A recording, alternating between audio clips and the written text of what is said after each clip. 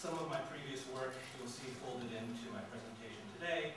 I'm sort of taking it in a new direction, some new ideas that emerged from my last book project. So any feedback and criticism would be much appreciated. The end of Mycenaean civilization, the collapse, as Oliver Dickinson simply calls it in his 2006 book, is as an important a period in Greek history as any. Indeed, it's usually considered a major turning point. This makes it both a scholarly opportunity and a danger. It's an opportunity insofar as the collapse does seem to be a key moment, not just for Greece, but for the entire Eastern Mediterranean. And so understanding it better should provide us with a great deal of insight, not just into Greek history, but also into processes of collapse more generally. The study of collapse is a problem too, however, because, as Horden and Purcell succinctly put it in their monumental work, The Corrupting Sea, and I quote, "The handmaids of teleology are catastrophe and revolution," unquote. They point out that archaeology has inherited much Enlightenment teleology, in particular its tendency to think in terms of monolithic subdivisions of the past, and the unreasonable prominence that this way of thinking places onto the transitions between these subdivisions. Although Horden and Purcell don't discuss the late Bronze Age collapse directly, one would be correct to say that teleological thinking has thoroughly infected much of our thought about it. So for many scholars, the collapse was not simply inevitable, but also a prerequisite for all the developments that followed. In my talk today, therefore, I'd like to sidestep these problems somewhat by focusing not on the collapse itself, but on the periods on either side of it. That is, instead of focusing on the transition, I want to think of it about what's happening after the collapse in LH3C, so roughly speaking the 12th century, and to see how this compares to what came before in LH3B, in the 13th century. Now, why do I want to make this shift of emphasis? It seems to me that enormous quantities of ink have been spilled already trying to explain the collapse. The discussion has become, at least in my view, relatively unproductive. As Cynthia Shelmerdine, one of my teachers at Texas, has remarked, and I quote, "New data have not changed the basis for debate very much, and the field is not much nearer consensus about either the immediate or the more remote causes responsible for the end of the palaces," unquote. The publication of two really excellent book-length treatments of the collapse since Cynthia wrote those words, one by Oliver Dickinson and another brand new one by Eric Klein, hasn't really changed the situation. So the solution I'd like to adopt is to set aside the issue of the collapse for the moment and focus on developments in the 12th century BC. Specifically, I want to focus on developments in Tiryns for two reasons. First, Tiryns was a palatial site in the centuries prior to the collapse, and it thrived in the 12th century BC, making it a good candidate for investigating the before and after. Second, Tiryns has been extensively excavated and very well published, meaning that there's good evidence for what's happening in the century following the collapse. Specifically, Joseph Baran's recent publications have brought us all up to date on the latest developments at the site, and I'll primarily be engaging with his splendid work. My argument, briefly, is this. It's commonly accepted that the collapse of the Mycenaean palaces engendered a deep-rooted change in the social order and a substantial decrease in social and economic inequality. It's thought that the palatial elite disappeared along with the palaces, leaving local communities to their own devices, and resulting in the promotion of local leaders. I want to argue that this interpretation relies on a monolithic and bureaucratic model of the state that doesn't really stand up to close scrutiny. I recently argued in my book that palatial affairs were managed by a broad array of independent, high-status individuals, and that the palace is thus not so much a freestanding and closed system as it is a framework for interactions between heterogeneous agents.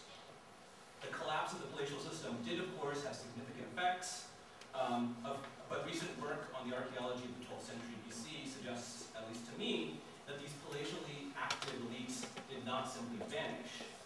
They rather continued to assert their elevated status in ways that were, to a large extent, unchanged. And these strategies were ultimately unsuccessful, however, perhaps because they failed to account for their new socioeconomic environment. So, having summarized a bit, let me begin by briefly summarizing recent developments in the archaeology of LH3C Tiryns, as I understand them from the publications of Maran and his collaborators. I'll then critique their view of the Mycenaean socio-political order, so we'll have to go to before wrapping up with some conclusions. Soon after the destruction of the palace, the ruins of the great megaron Tiryns were cleared and new construction begun on building T. So what you see here in hash and then what you see here in black. The floor level of building T was the same as that of the great megaron, suggesting that the emplacement of the throne was visible and indeed intentionally incorporated into the building, as originally suggested by Killian. However, the large hearth of the Mycenaean throne was clearly not replicated. The building was much narrower than its predecessor, and instead of 4 columns flanking the hearth, a single row of posts ran down the center of the building. It's possible that a movable hearth, or eschara, was placed on the smooth stone located immediately in front of the emplacement of the throne. This has been suggested by Maran. We're talking about this stone here. And Maran has also shown or suggested that building T had 2 phases, which is indicated by the presence of 2 adjacent post holes in the floor of the Mycenaean antechamber. So these 2 post holes here, which I guess are those 2 there. Now, it's not entirely clear what building T was used for. It could have been a house, but given its isolation from the residential areas in Tiryns during this period, it seems possible, as suggested by Muhlenbroek and Maran, that it was a communal hall of some kind. Although the fortification walls were repaired and building T constructed, the rest of the palace was apparently in ruins in the 12th century. Indeed, whatever walls were left standing were removed, drawing attention to this new solitary freestanding structure and its associated courtyards. At the same time as the construction of building T, the altar in the great court was transformed into a square platform. Indeed, building material from the round altar was used in the construction of building T, as were other blocks from the Mycenaean palace. So there's the altar/platform, and here you can see it on the Tiryns publications. Now, Maran has tentatively suggested that the altar was remodeled into a monumental hearth of a type discovered elsewhere in LH3C Tiryns. In these more modest examples, one of which you see here on the left, a pavement of potsherds or pebbles had a round center into which fuel was probably placed. Now, if this is so, then it can be hypothesized that this new building complex, composed of building T and the remodeled hearth, was used as a locus of ceremonial feasting, although of course that doesn't have to be its only function. The hearth would have then been used in the preparation of food and feasting rituals, and the 12 storage vessels that stood in the backyard of building T, and probably date to the 12th century BC, could have been used to help provision these same feasts. So we're talking about these, the pots themselves having been preserved, all that's left is the imprint into the surface. As Maran points out, the continuity of building in the area of the Megaron is paralleled in the lower town by the continuous use of the cult rooms on the inner side of the fortification wall. Here too, LH3C building continued practices from the palatial era. Thus, room 117, dating to LH3C early, was built against the fortification wall with a small altar to the north of the building, followed later in LH3C with rooms 110 and 110A. So here's 117, reconstruction of it. 110, I didn't provide 110A, and both of these are very close to Casemate 7, which was a location apparently of cults in LH3B. The tyrant's treasure has also been brought into this discussion by Maran, who convincingly argues that it represents the camellia of one of the ruling families of 12th century Tyrans, perhaps the family that resided in Megaron W. Noble families such as these would have presumably made use of these symbols to bolster their standing in post-palatial Tyrans. Because many of the objects in the tyrant's treasure are heirlooms of the palatial period, we can see that one elite strategy of 12th century Tyrans probably involved the display and use of Mycenaean palatial artifacts. The tyrant's treasure also included a set of bronze equipment for the preparation and consumption of food and drink.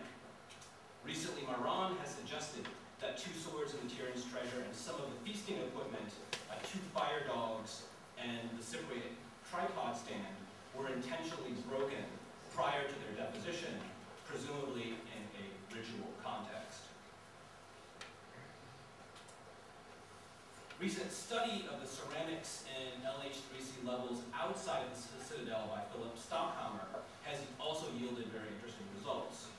In the earliest levels of 3C at Tyrans, feasting deposits include heirlooms from the palatial period.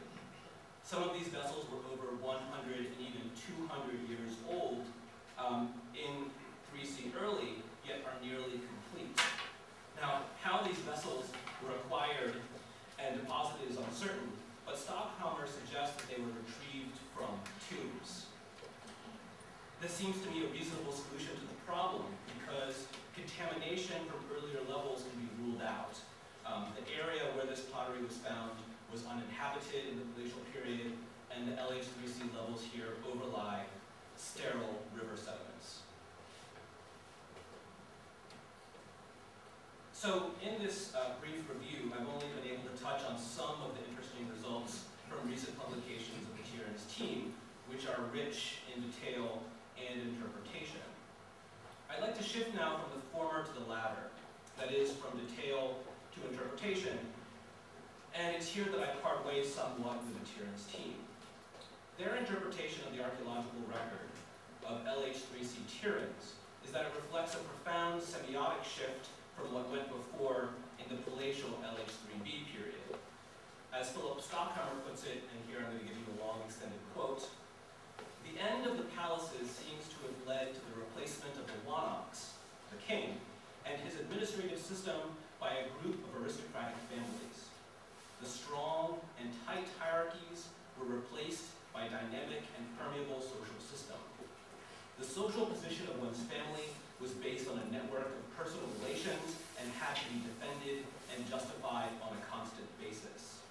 In this new system, conditions or characteristics such as family traditions, peer groups, and or certain qualifications could play an essential part in the competition for social roles.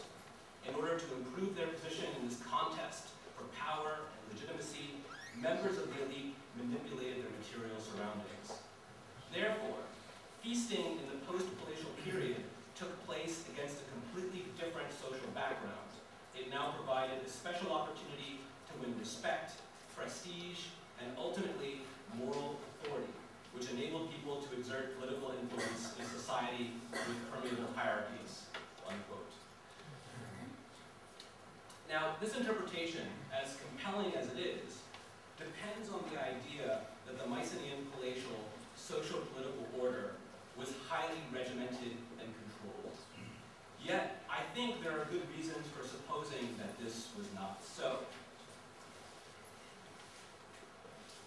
As I mentioned already, the standard view is that the palaces were centers of powerful redistributive economies. A study of the administrative documents, one of which is shown here, this is Pylos tablet CN 131, suggested to many that the palaces virtually monopolized and coordinated all production, consumption, and exchange. The administrative hierarchy managing this economic system is normally interpreted as a bureaucracy populated by office holders who receive direction from the king. There is thus a direct correspondence between the economic order characterized by extreme centralization and the social order characterized by rigid hierarchy. Now, this picture has been significantly modified both by archaeologists and textual scholars. the first pillar of the rigid hierarchy model to fall was economic. This development is largely due to the pioneering work of Paul Halstead, with much additional work by others, including Bill Parkinson and Mike Galati. This is why I show the cover of their 1999 book, which has a chapter in it by Paul Halstead, Rethinking Mycenaean Palaces. It's now clear that these administrative texts recorded only a fraction of the economic activity that took place within the polity. Even when activities are tracked in the documents, palatial economic systems relied on activities outside of palatial control. So for example, John Killen showed that all of the land tracked in the Linear B texts appears to be under the direct control of local communities called domoi. Land was not, so far as we can tell, the notional property of the king. So Mycenaean palaces were not focused on complete economic control, but rather on mobilizing goods and services that benefited the ruling elite and that emphasized the symbolic importance of the center. Now, these shifts in our understanding of the Mycenaean economy have had a direct impact on the way that the social and political orders are understood. Several scholars, most notably John Bennett, have expressed dissatisfaction at the bureaucratic models used to describe palatial officialdom. The orthodox model is one in which the palatial bureaucracy is run like a monopolistic corporation. This analogy is John Bennett's, not mine, where the officers are the one-ox, so some kind of like CEO, Palawagetas, the chairman of the board, Hekwatai, and others. Now, the most elegant visualization of this model, this orthodox model, is a figure from Klaus Killian's classic article, The Emergence of One-Ox Archaeology in the Mycenaean Palaces, which I've redrawn here with some modifications to sort of bring it up to date based on our current thinking about Mycenaean society. Killian's figure is a good illustration of how traditional models of Mycenaean society generally work. And these are the models, in fact, that Tieran's team are drawing on. First, these models rely on textual evidence, especially the documents from Pylos.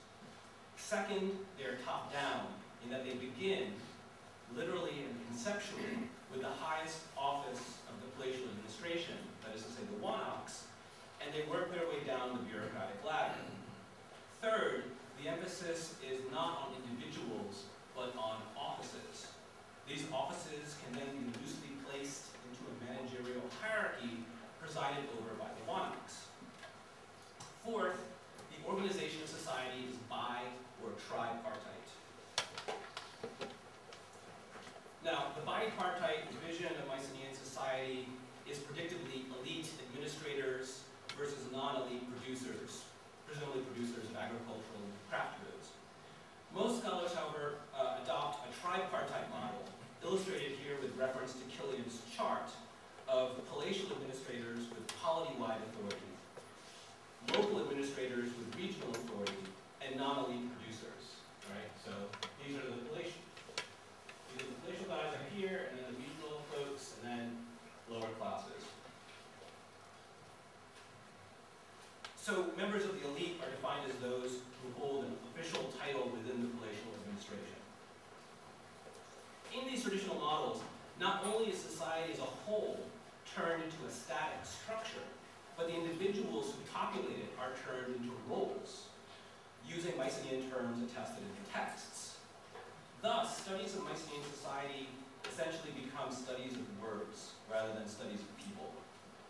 One example of this tendency to focus on words is the category of individuals that Mycenologists call collectors. And these guys appear out here.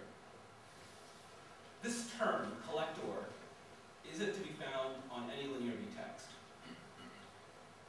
It's a title that Mycenologists have invented in order to categorize a small group of named individuals. And these guys are prominent administrators that share an interest in the administration of palatial flocks and related textile industries. The collectors are only referred to in the Linear B texts by their personal names, and not by name title. But this very fact makes them hard to deal with.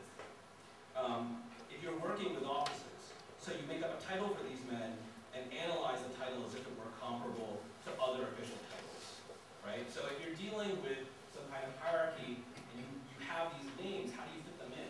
You can't. Now, it's of course logical to begin a study of a society with basic categories and offices.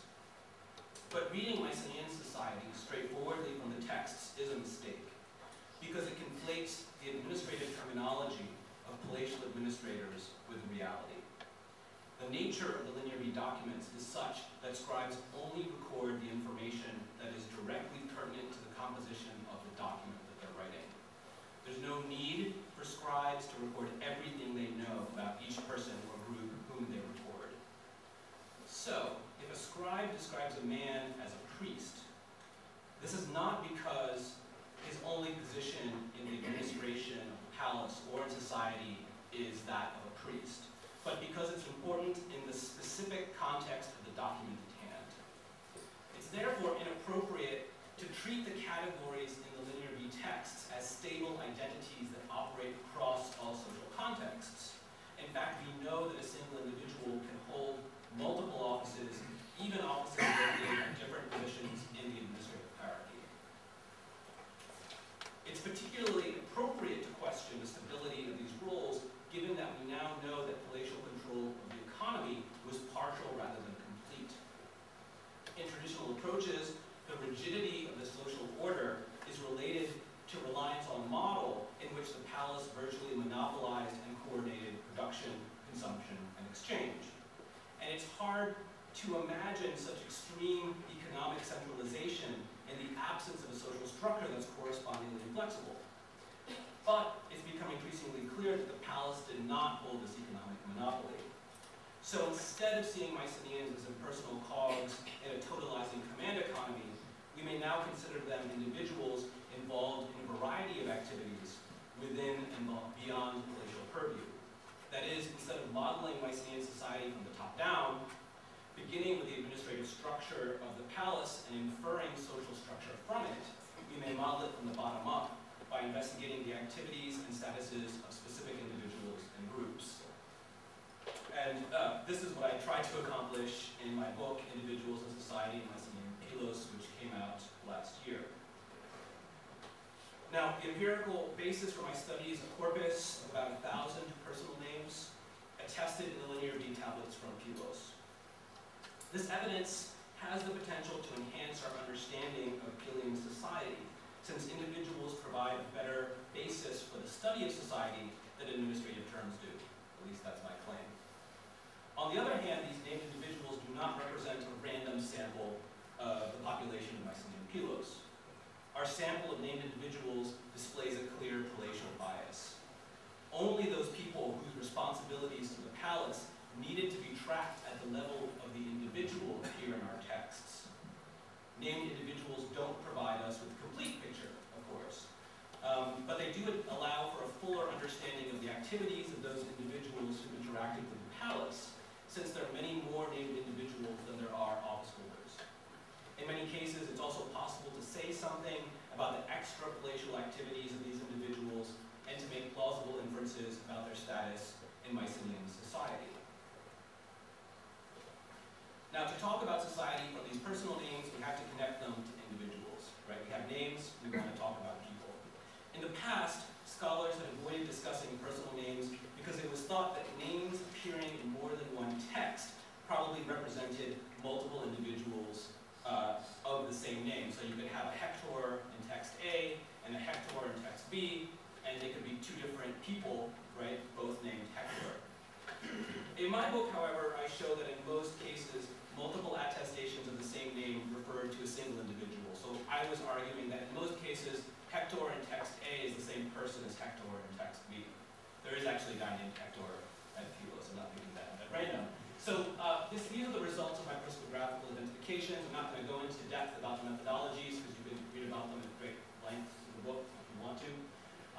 So what you see here is that if a name appears in more than one text, like a guy named Hector, let's say, most of the time, 80% of the time almost, we can argue that probably or certainty at least one other attestation of that name represents the same individual. So Hector in text A certainly or probably is the same person as Hector in text B.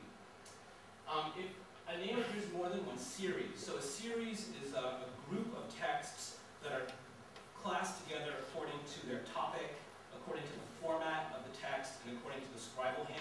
Sometimes it also corresponds to find spot, archaeological find spot.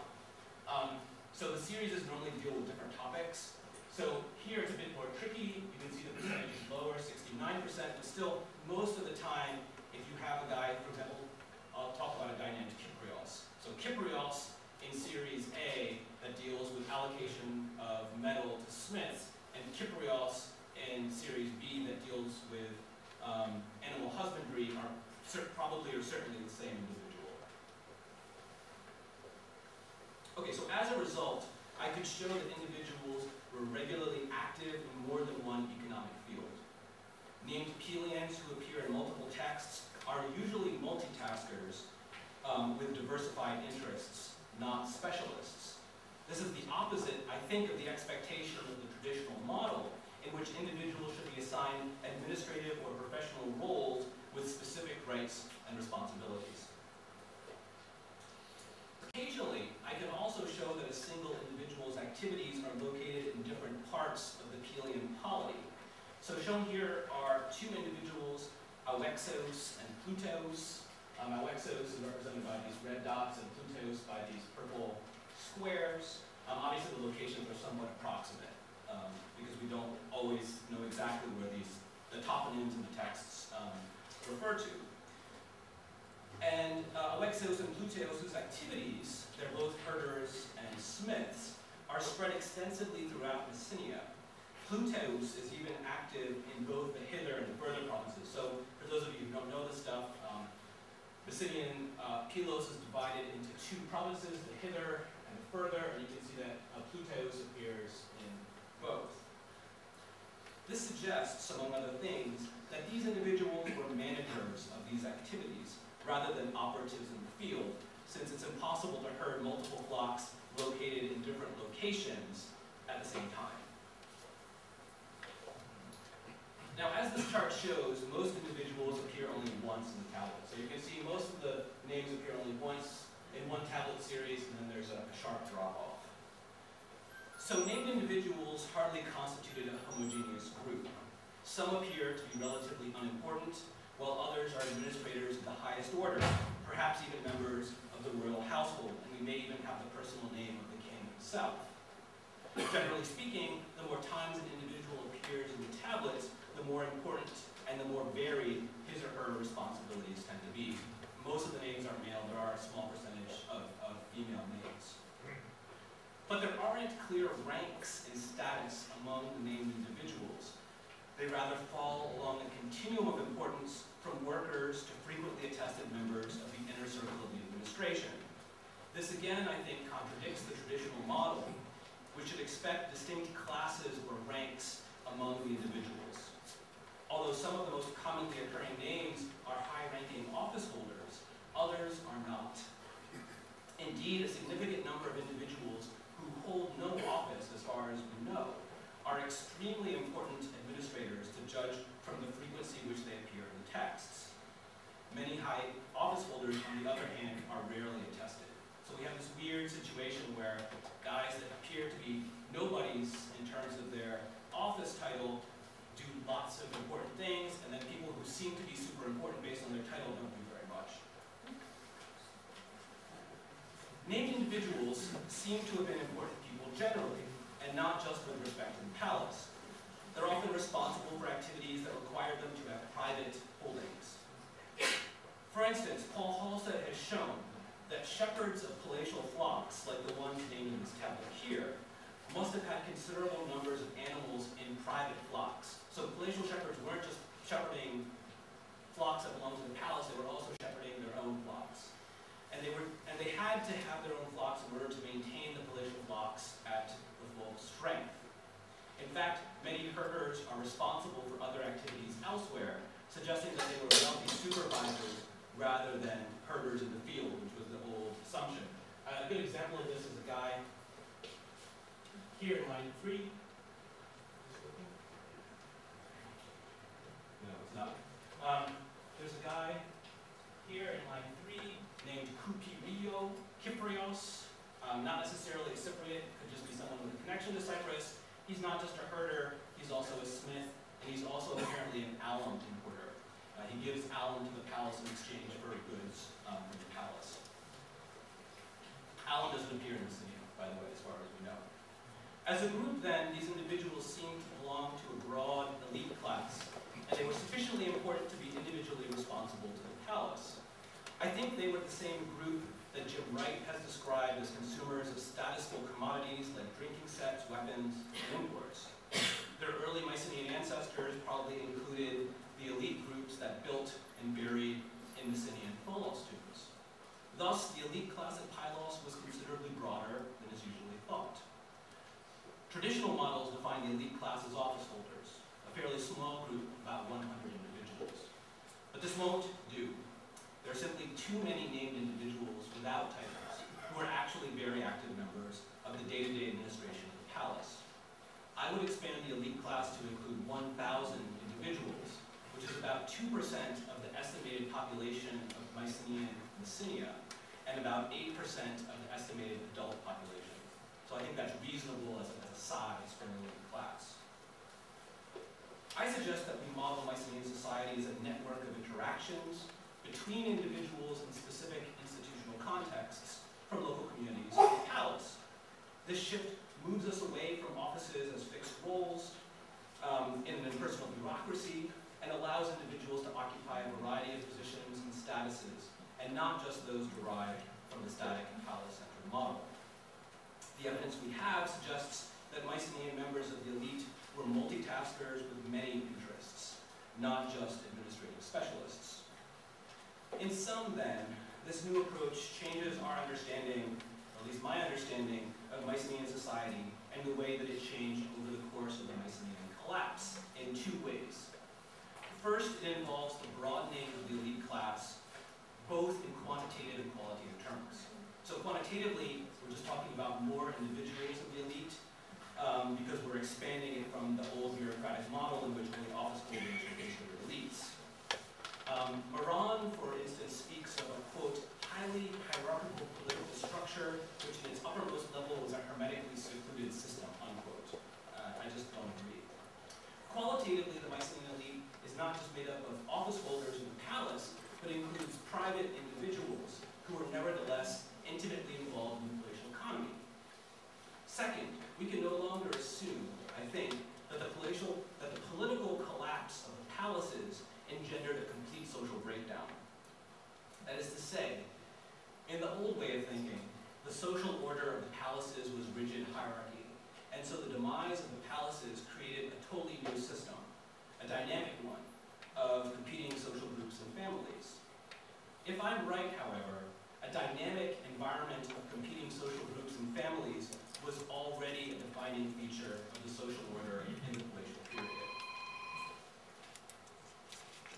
I think that we can use this information.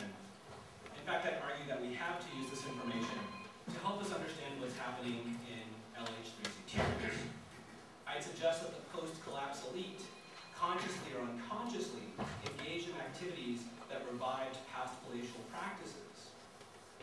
Building T was rebuilt over the Great Megaron, even though it was much less spectacular than its predecessor. Heirlooms were acquired and displayed in feasting ceremonies that seem to have been strikingly similar to palatial feasts. Maran et al. Would argue, on the contrary, that although superficially the archaeology of LH3C Tyrans might appear to signal continuity, in fact something new is happening, that there is a radical shift in social strategies corresponding to a radical change in the social order. But the basis for their claim is that the social environment is entirely different from what went before. Now, in some ways, of course, this is very true. But as I argued above, palatial rule was far from the suffocating top-down structure that the excavators assume it was. We may therefore regard the activities of the post-palatial elites at Tyrans as a continuation of the activities of their palatial predecessors, and indeed, in many cases, we may be talking about the same individuals. But they're acting in a new environment, one without a palace and its associated economic, political, and administrative systems. Perhaps I can briefly pause here to anticipate an objection, namely that what a bunch of linear reed tablets from Pylos has to say has no bearing whatsoever on Tyrans, either in LH3b or in LH3c. And to this I have two interconnected replies. The first is that virtually all models of Mycenaean palatial society are heavily dependent on the textual evidence from Pylos. This is something that's generally acknowledged. It's generally agreed also this is a problem, right? Because not all Mycenaean palaces are the same. But at the moment, it's an insuperable one. Unless we're willing to discard what we know from linear B altogether, any reconstruction of palatial society will lean heavily on the Pelian documentation. I was looking at the Tiryns tablets earlier today, and I think there are 8 complete words in linear B from Tiryns, so there's not much you can do with that. Second, the reliance on Pylos isn't just generally the case, it's also specifically the case of the arguments set forth by Myron, Stockhammer, and so on. So if they can use it, I can use it. Or something like that. And an example of this is an argument by Stockhammer, who writes, and again I have a big quote, "The architecture of the palace at Pylos," he's talking about Pylos now, "and the distribution of fines suggest a hierarchy of feasting, in which every participant had a place in or in front of the palace, corresponding to his position in society. Every participant had his own drinking vessel, everyone was allotted his portion. One's spatial position in the context of feasting was a direct image of one's social position. Feasting in the palatial period can therefore be regarded as the enforcement and illustration of a pre-existing, tight, and strongly hierarchical social order," unquote.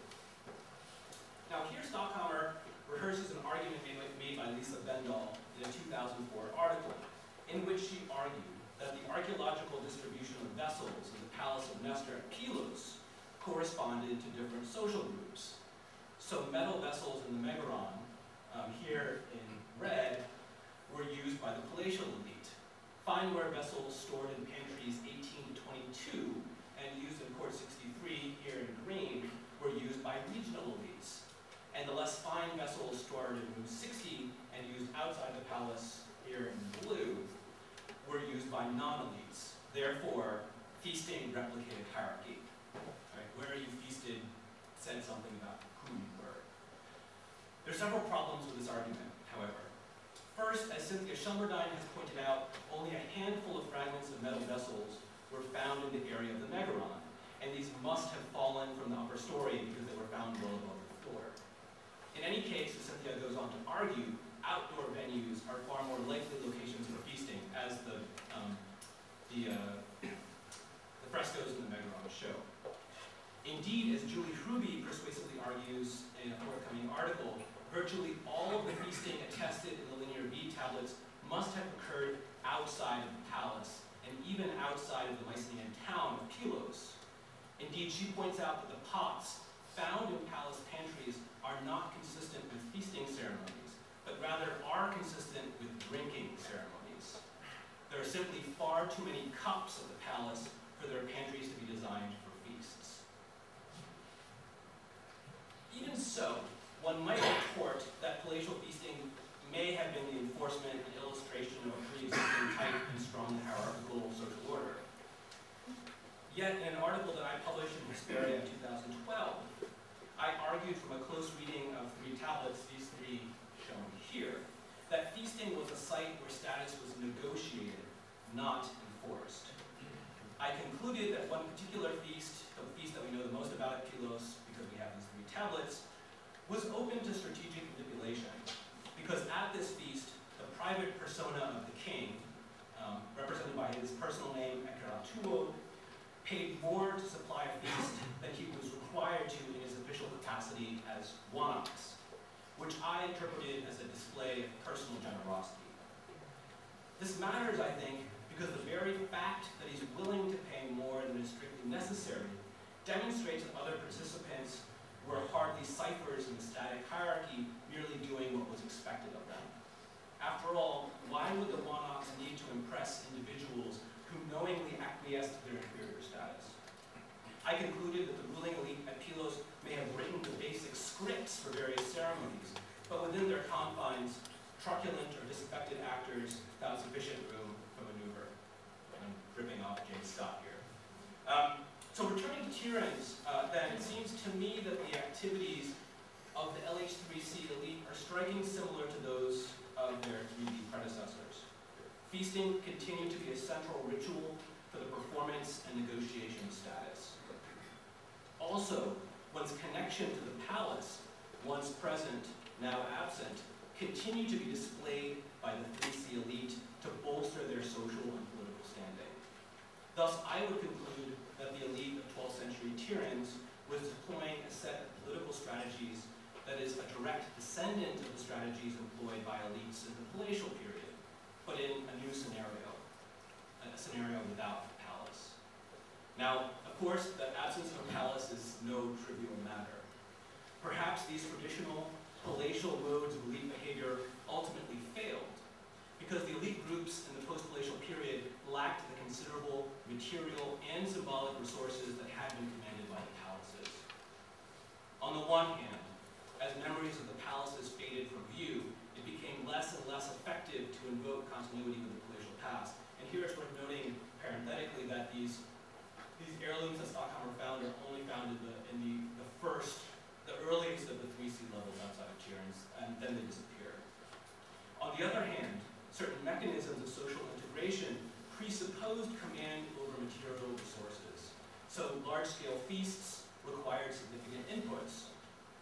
A small palatial feast might include an ox, 4 sheep, and 150 liters of wine. But a large feast might include 44 animals and 600 liters of wine. Post-palatial elite groups probably lacked the capacity to provision such feasts on a regular basis. The failure of these strategies may not be surprising to us, but it may have been shocking to individuals living in Tyrrhens after the collapse, since they clearly continued 13th century practices. This is interesting, at least to me, because several scholars have suggested that post-collapse communities consciously rejected the palaces and everything that they stood for. Not only does this fail to account for the ways in which continuity was attempted, but it also seems to be an unwelcome return to unfettered voluntarism. It seems to me that the appeal of voluntarism as an explanation is a product of the scholarly perception of the Mycenaean state as autonomous, unified, and centralized, and the presumption, implicit or explicit, that the individuals living under the Mycenaean state were rule-abiding conformists who accepted servitude. But the Mycenaean state was not the stereotypical oppressive Oriental despotism that it's sometimes portrayed as. Rather, it was formed from a set of tightly knit interactions between various individuals, groups, and institutions. When these failed, and the palaces were destroyed for whatever reason or reasons, different communities, of course, reacted differently. At Tyrrhens, it seems that the elite attempted to soldier on using broadly similar strategies, albeit in new ways and in a radically different institutional context. Joseph Maran has warned us against interpreting the archaeological record at Tyrrhens as indicative of simple continuity, and thereby, and I quote, blurring the cultural break between LH3B and 3C and going to the other extreme than some 40 years ago, when an unbridgeable gap was thought to separate the two periods, unquote. Of course, he's absolutely right, and I agree with him that the Tyrrhenian elite in the 12th century was not trying to restore the social order of the palatial period, but rather trying to gain legitimacy under new social and political circumstances through reference to the past. On the other hand, in the construction of master narratives, there is always the urge, as Frederick Jameson pointed out in The Political Unconscious, to see history as a succession of individual periods, in each of which, and I quote, everything becomes so seamlessly interrelated that we confront either a total system or an idealistic concept of a period, unquote. Thus, history appears as a sequence of monolithic units, not unlike a set of column drums stacked on top of the other. And Jameson argues further that these individual periods take their place and derive their significance from the narrative that links them together. Thus, for our purposes, 3B becomes the period of conformity and static hierarchy, while 3C becomes, at least at Tyrrhens, a period of elite competition, heralding the intense agonistic spirit of Homeric oikoi. This picture, as I hope to have shown, is too simple. The Mycenaean state did not impose conformity, but rather the state is better understood as the emergent product of intense social, economic, and political interactions. These interactions formed a dense fabric, but as many threads came loose at the end of the 13th century and at the beginning of the 12th century BC, social configurations were unmade and novel configurations were made. But not, I would insist, entirely ex novo. Thank you very much.